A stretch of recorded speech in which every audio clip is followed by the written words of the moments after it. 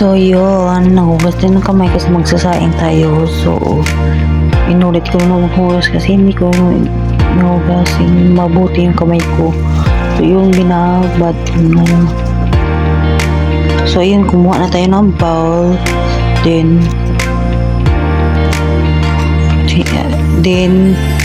yun na yung kanin maliit na. So anim yung inano ko dyan. Tapos inano ko, sinandok ko. Tapos nilagay ko sa bag yung kinuha ko kanina. Hinugasan ko yung rice cooker para malinis naman.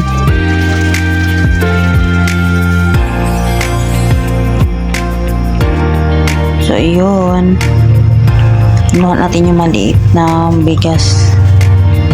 Tapos pinasok natin kasi mahirapan na magbilang, so makalimutan ko kung ilan. So pinasok ko dyan kasi dyan nung nalagyan mo ng mga baso. So 1, 2, 3, 4, 5, 6 na yun. So anim yung sinaing natin. So yun, binabad natin na ikatlong beses para makuha talaga yung tanggal ng dumi-dumi, guys. So yun, tinanggal ko na yung first banlaw natin sa kanin. Tingin.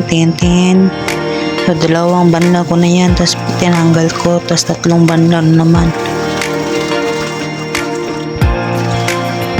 Tinanggal ko na naman yung tubig. So yung final natin, so nag-ano din ako dan yung tawag doon, naganda ko ng basahan, tapos para punasan yan.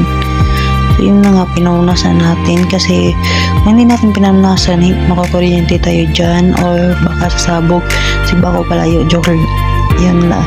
So inayos natin yung kanin para pantay siya pagluto, guys.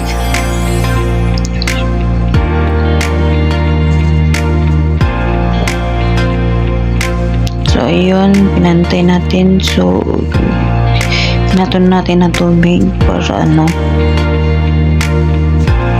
hinagasan natin yung taklob para malinis talaga, guys.